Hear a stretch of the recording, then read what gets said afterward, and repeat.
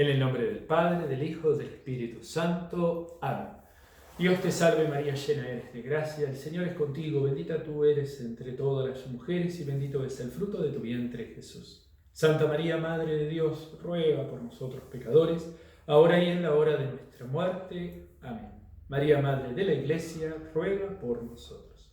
En el nombre del Padre, del Hijo, del Espíritu Santo. Amén.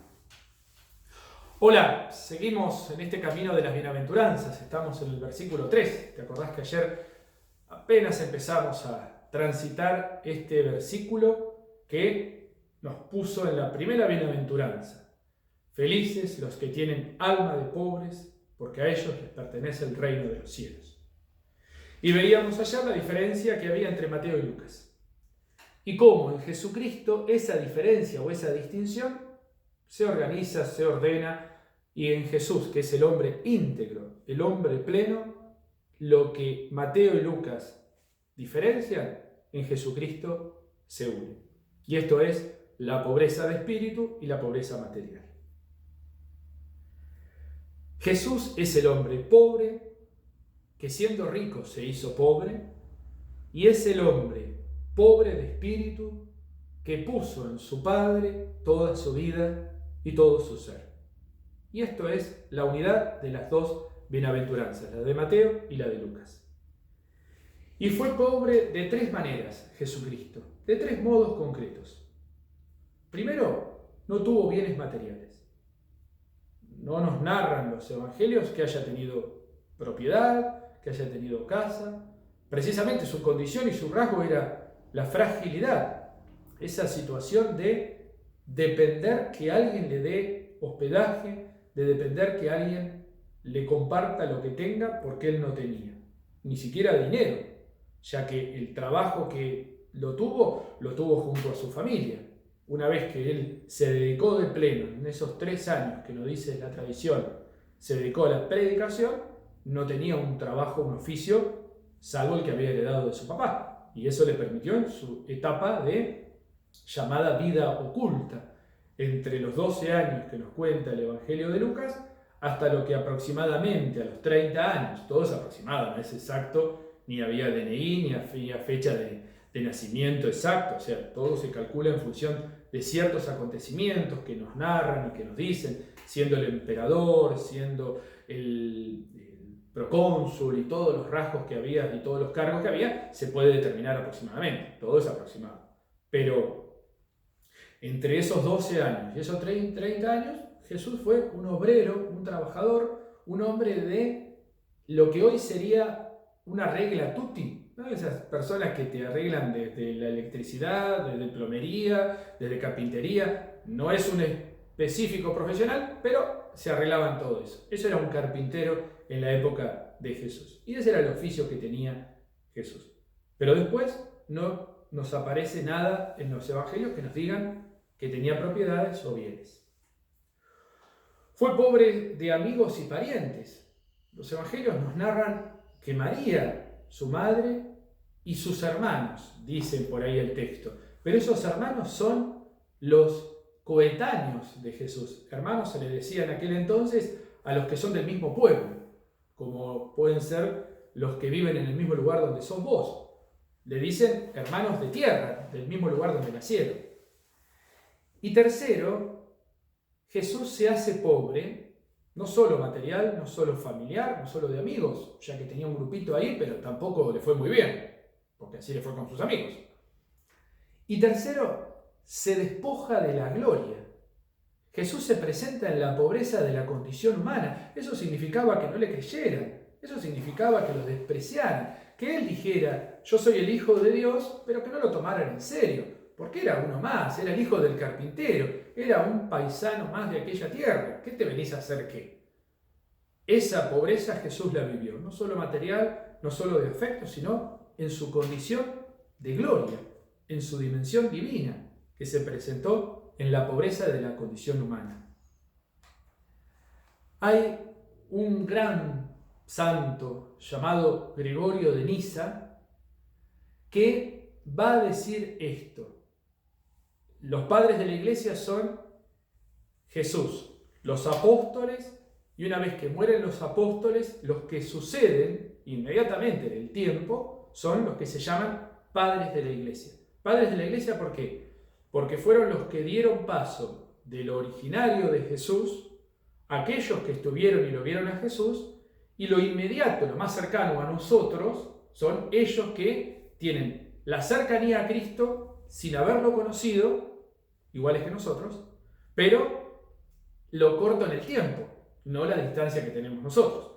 Por eso se los llama padres, pues son fundamentos de lo que hoy nosotros conocemos como iglesia, pero lo más pegadito a Jesús. Imagínate que con ellos nos separan 2000 años, entre aquellos padres de la iglesia y nosotros. De ahí que los padres de la iglesia tengan tanto peso, porque son iguales a nosotros, pero pegaditos a los apóstoles. Y en eso estamos diferentes. Dice Gregorio de Niza: es pobre Jesús en compartir nuestra naturaleza. Y se hace estas dos preguntas. ¿Qué hay de más pobre para Dios que la forma de siervo? ¿Qué hay más humilde que la comunión con nuestra naturaleza? Si Dios, que es el Señor, se hace pobre como siervo, y Él, que es el Creador, se hace igual a la criatura. ¿Qué más pobreza hay si no es esa? Vamos a confirmar esto que te digo en el Evangelio de Lucas, el capítulo 9, versículo 58. Yo te invito a que primero lo anotes y después lo busques. Yo te lo leo ahora, pero vos hagas el ejercicio de Biblia y cuaderno y lapicera para registrar, anotar y después vos buscarlo tranquilo, si no lo podés encontrar en el momento, ya que este tiempo tampoco es tan extenso como para desarrollar todo. Yo te lo leo, capítulo 9 de Lucas, del Evangelio, versículo 58. Dice así.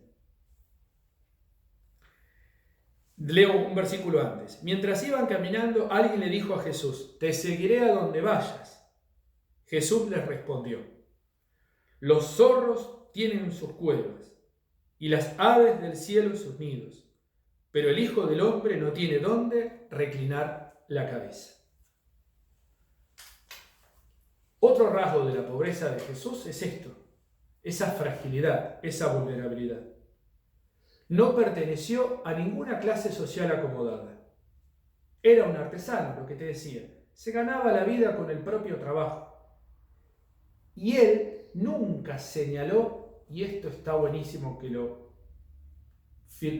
subrayemos abajo, él nunca señaló el primado de la pobreza. Sí lo hizo en relación con la caridad.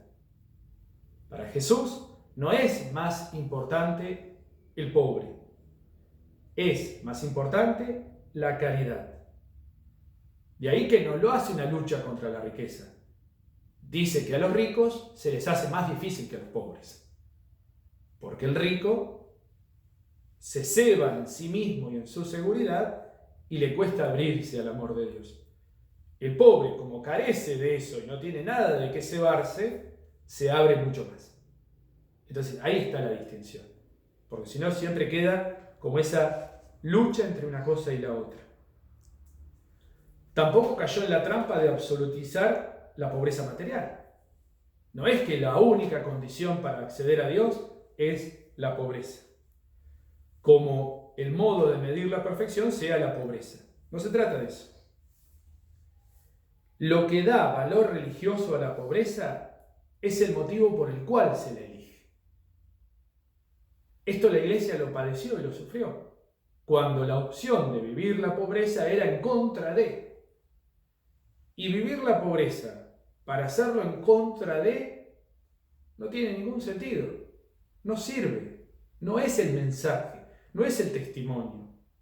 Si la pobreza es para abrazar el estilo de Cristo, que siendo pobre se hizo rico para enriquecernos, entonces sí tiene sentido y vale la pena. Descubrimos cómo en Jesucristo entonces se vive esa unidad entre la pobreza espiritual y la pobreza material. Para un cristiano no hay oposición, sí hay oportunidad. Y la oportunidad es vivir en la austeridad para no creerse seguro de los bienes que poseemos, porque la seguridad no está en los bienes que podamos tener, sino que la riqueza y la verdadera seguridad está sabernos en el amor de Dios. Que el Señor nos conceda esa libertad interior de, aunque tengamos bienes, saber que dependemos de Dios, y si no los tenemos, sepamos que también dependemos de Dios. Gloria al Padre, y al Hijo, y al Espíritu Santo, como era en el principio, ahora y siempre, por los siglos de los siglos. Amén. En el nombre del Padre, del Hijo, del Espíritu Santo. Amén.